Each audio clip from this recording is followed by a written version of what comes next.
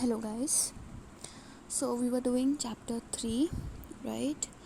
And we have till now we have done that what are the three organs of government, how the power is separated between them.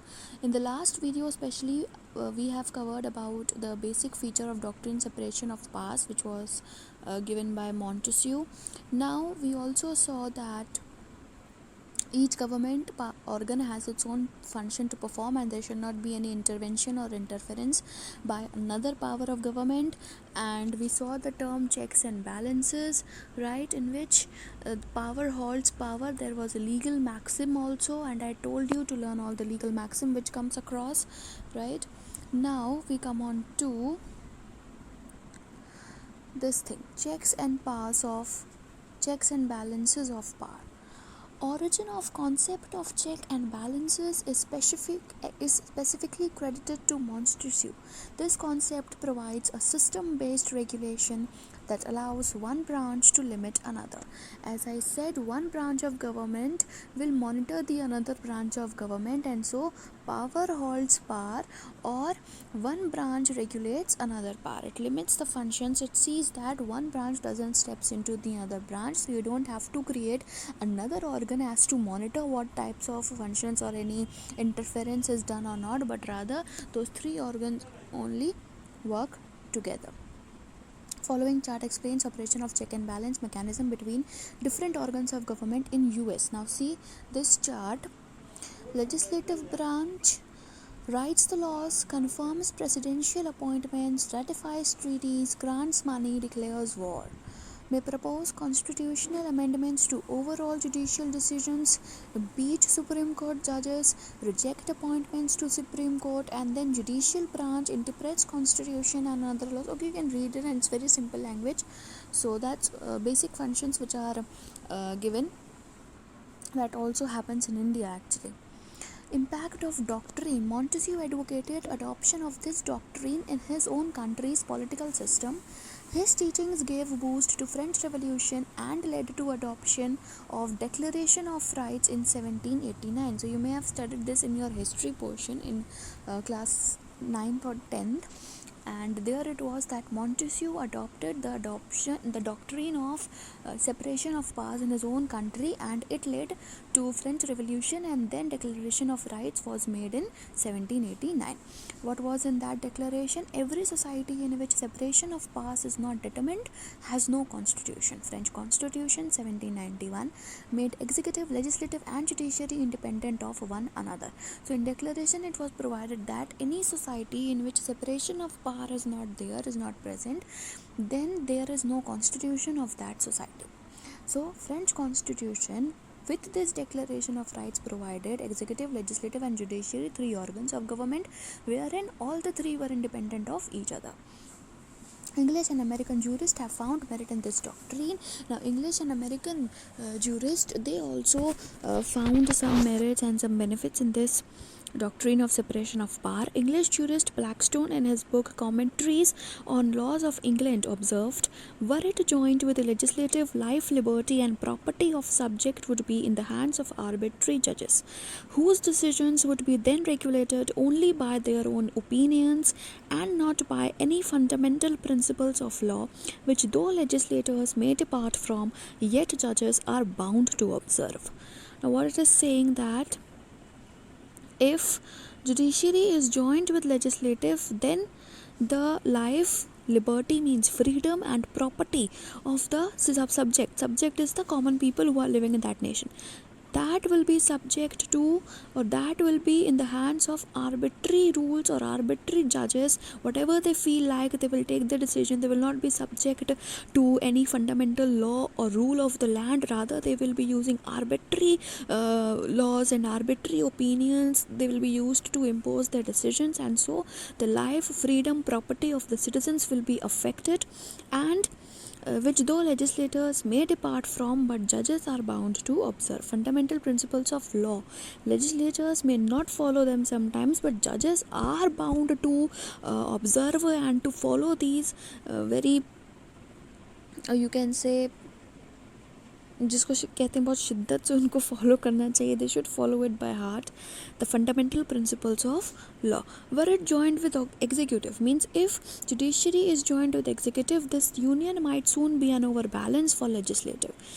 Means this is showing that why any of the two organs should not be joined, and if it is joined, then what would be the bad effects of it.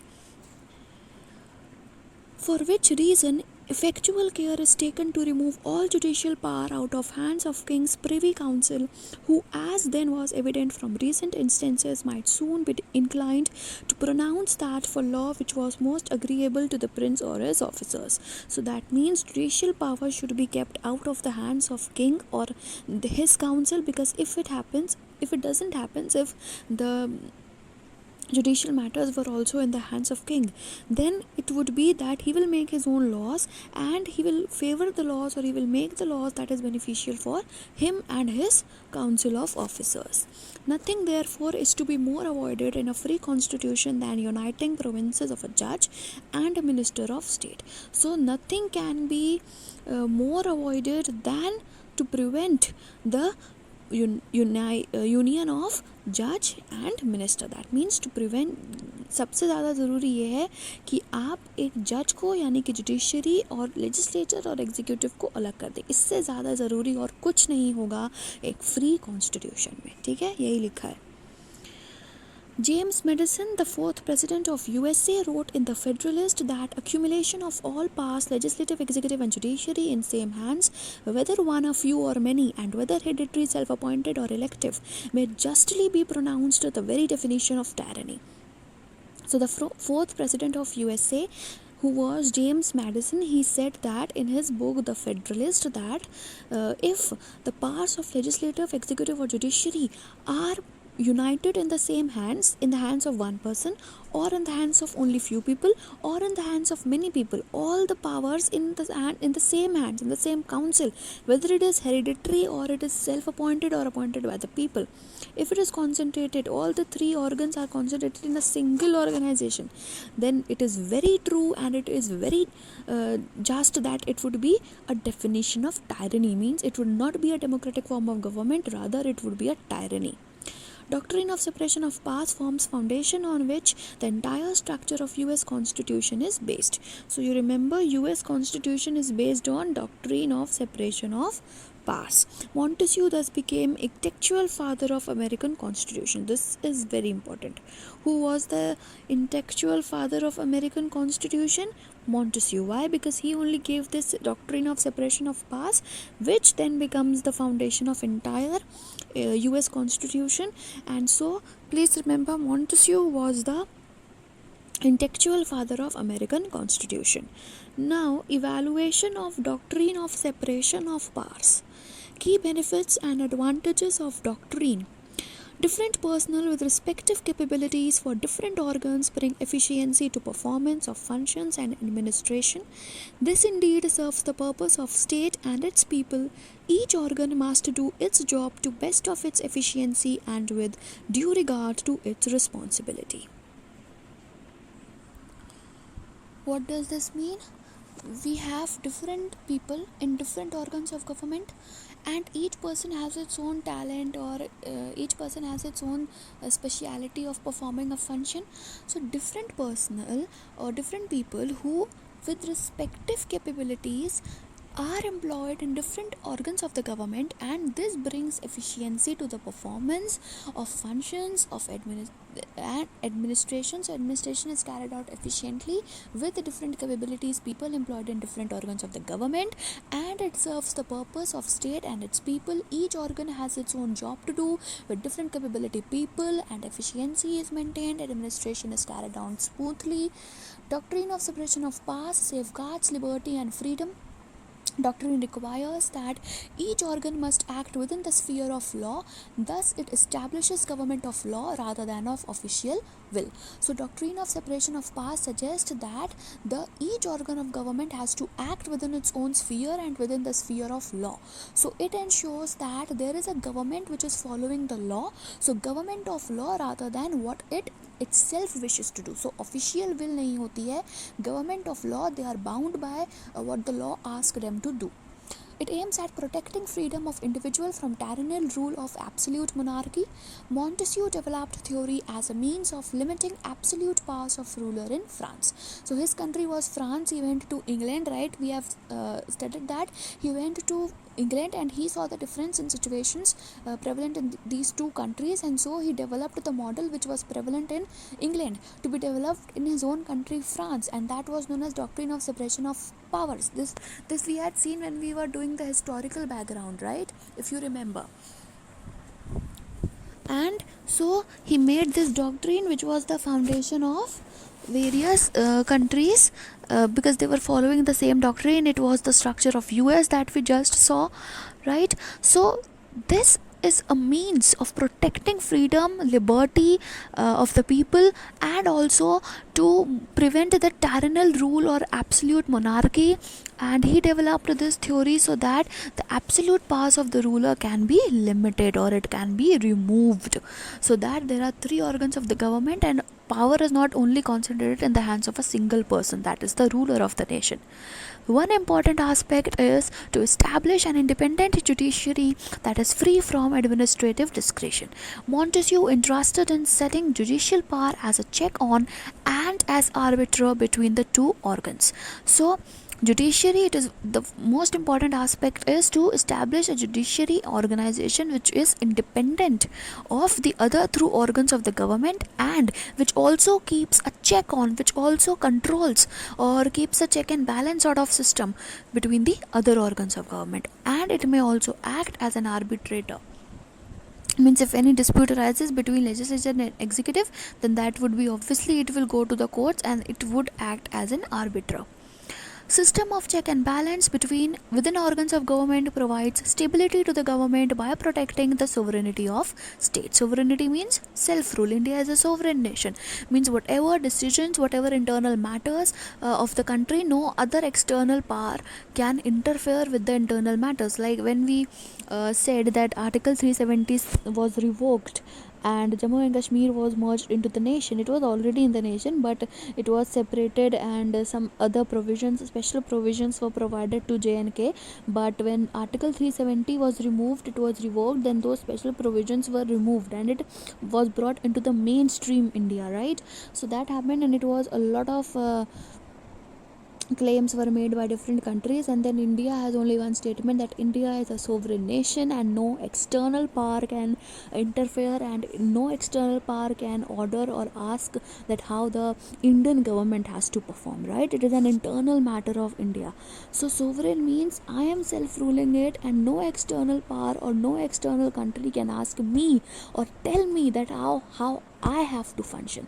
So different organs of government check and balance brings stability and it also protects the sovereignty. It promotes harmonious exercise of powers and functions within the three organs. Now we come on to see, so these were the merits of the doctrine. Now we come on to the defects. That means you can say the loopholes. Historically speaking, there was no separation of powers under British Constitution as construed by Montesquieu. A.V. Dicey had observed that British Constitution had a weak separation of powers. As remarked by Barnett, in constitutional and administrative law, Britain has an unequivocal unwritten constitution. Now, Montesquieu said that there was no separation of powers, no real separation of powers in British Constitution. A.V. Dicey said that Britain had a weak separation of powers. And Barnett said that Britain had an unwritten constitution. India has a written constitution, but Britain had an unwritten. So where the things are not written properly, not defined properly, conflicts arises कि ये भी हो सकता है, ये भी हो सकता है, क्योंकि कहीं कुछ concrete लिखा नहीं है. जब कोई चीज़ written में होती है तो वो concrete हो जाती है, fixed हो जाती है. right? That's why it is weak separation of powers that Britain had. Much of Britain's constitution is embodied in written documents within statutes, court judgments, treaties as supreme and final sources of law. So whatever constitution Britain contains, that is in form of statutes, different acts, different court judgments that were pronounced, and they were only considered as the final law. Statutes of Parliament can change constitution by passing new legislations. Constitution has other unwritten sources, including parliamentary constitutional conventions. So the Parliament can bring about another legislation, another act, and overrule the previously existing one, and it can change the constitution anytime. Moreover, since it is not written, it was very easy for them to do so. Three organs of government and their functions cannot be divided into watertight compartments. It could be wrong to say that they are not interconnected, though their mode of action may differ. Three organs of government cannot be divided into watertight means कि हमने एकदम fix कर दिया, इससे बाहर तुम गए तो तुमको मारेंगे, ऐसा कुछ नहीं होता. Sometimes in some situations legislature can act as executive can act as judiciary, and vice versa. It can happen, but it doesn't happen that you overly take it the function of another organ. Okay, they are interconnected, but their functions, their specific functions, and how they operate on those actions, that may be different, but they are interconnected. Legislature deliberates, executive takes rapid actions and gives effect to legislative enactments and judicial decisions. Whatever judiciary pronounces, that also becomes a law in our country, okay? And who implements it? Obviously the executive. So executive implements the legislative enactments or the judicial decisions. Judiciary analyzes laws and actions of executive and may even declare them invalid, as it happens. If there is any law which, like I'm taking the example of your own nation, that is India, if there is any law that is violating the basic structure of the constitution, then judiciary critically analyzes all the merits, all the facts of the law, and if it is really violating, then it may declare it null and void or invalid, right? So it may happen. Judiciary analyzes what the functions or what laws or what enactments the executive is making, and if it sees that it may be violative of some of the principle of the constitution or the basic structure, whatever, then it has the power to declare that enactment as null and void. Extreme separation of powers prevents unity and coordination needed to administer the legally expressed will of state. Extreme checks and balance create frictions and deadlocks that prevent smooth and efficient government. So anything which is in excess is obviously harmful, right? You may have heard किसी भी चीज़ की जब अति हो जाती है तो वो नुकसानदायक होती है. Anything which is extreme is harmful. So if you are doing an extreme check and balance, then that would create friction, that would create you can say disturbance between the organs of the government, and so smooth and efficient governance would be adversely affected. Okay, and if you are doing extreme separation of powers or extreme check and balance monitoring, that could also prevent the unity of the three organs of government, and so again the efficient governance or administration would be adversely affected. Functions performed by each organ are not unique. A judge makes law in the form of president means the earlier judgments. Whatever earlier judgments are there, based upon those judgments, sometimes another new judgment is given, that this time this ऐसे ही कुछ मिलते जुलते case में पिछले जज ने इस case में ऐसा जजमेंट दिया था, तो I can also refer to that case and I can also give same type of verdict.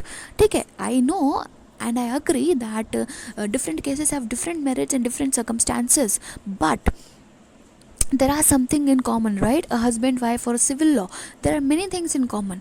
So जब डिवोर्स के लिए जाते हैं ऐसा होता है. If you may have heard that how the decisions are actually given in the judiciary, then they do happen that they refer to the previous cases that are pronounced by the earlier judges, and referring to that case they bring about a similarity between the present and the previous cases, and if the similarity exists, then they rely upon those cases, and that are only termed as precedents. Okay, that are only termed as precedents. They rely upon the precedents, the earlier judgments, and if there is any similarity, then they give the verdict, same type of verdict. Executive legislates in the form of framing subordinate legislation such as rules, bylaws, regulations, policies, schemes, etc. Legislature acts judicially in deciding breach of its privileges. Absolute separation of powers may even prove hazardous in smooth functioning of government. So it is not that organ हमने 3 बना दिए, that means they have their unique functions and no other organ can perform it. No, unique नहीं होता है. Judge can make law. Law बनाना काम तो legislature का है, तो जज कैसे बना रहा है? तो यूनिक नहीं है, since they are interconnected, so it may happen. If you are separating it in an extreme manner और an absolute separation, then that would create friction और disunity and it will not be in the welfare of the society और the government at large. Power tends to corrupt. Absolute power corrupts absolutely. Now see this thing, it's very nice line which is given. Power tends to corrupt. Somebody has a power, it may happen that because of the power he is misusing it and he may become corrupt. So absolute power tends to corrupt and absolute power corrupts absolutely. And if you are given absolute power, then you will absolutely corrupt. Means it was given by John Emmerich Edward Dalbach, a historian, politician and writer who is popularly known as Lord Acton. Now remember who is known as Lord Acton? John Emmerich Edward Dalbach, who expressed his opinion in a letter to Bishop Mandel Crichton in 1887. Separation of powers in itself a protest against power. Its meaning can be better analyzed if use of word powers of organs is substituted by functions. Separation of powers is a protest against power. Means you are giving a power to somebody, and if you are separating its powers between 3 organs, then that is a protest. So rather than terming it as power, it is better if you term it as functions. Word functions implies attitude of service, while word powers implies force. Obviously power means you may use some force to let that work be completed, right? I am using my power, don't tell me what to do, what not to do. So power means a force or a pressurized something, and function means an attitude of service or a duty that you have to perform at any cost. So it's better to use function rather than powers. Government performs activities to serve purpose of state and its individuals through its classified functions for which different organs are created. Doctrine can be better understood in 2 forms. First, it implies that concentration of powers in same person or same body of persons should be avoided. Obviously, if I say separation, that means you have to separate the functions or the powers, and it has not to be concentrated in a single person or in the single organization. Secondly, it implies division of powers which essentially and primarily belong to one organ and not another. So you have to divide the power which belong to one organ. Like you can say government is an organ, and I am dividing. Government can make the law, and if it is making, it is important for it to implement it. So implementing the law, and if any dispute arises or if any person violates that law, then to punish it, to set a deterrent that from now on no other person dares to violate that law. So all these things can be 3 organs of government, and for that the powers are divided into 3 organs, right? Executive, legislative and judiciary. So the same powers has to be divided between various organs. Then allied functions can be performed with coordination. Emphasis must be laid on modification of concentration of powers. British political scientist Herman Feiner, in his one of writings Theory and Practices of Modern Government, had observed that Montesquieu was searching for means to limit the crown, to make a constitution to build canals through which, but not over which, power should stream, to create intermediary bodies to check and balance probable despotism, and yet he did not wish to fly extreme democracy.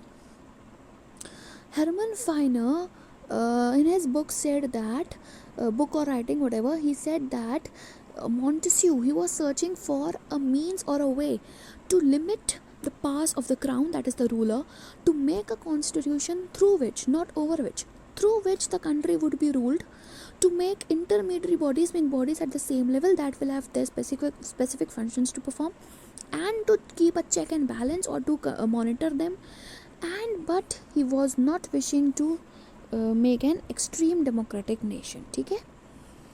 I think this is enough for today's video. I will be continuing it in the further video.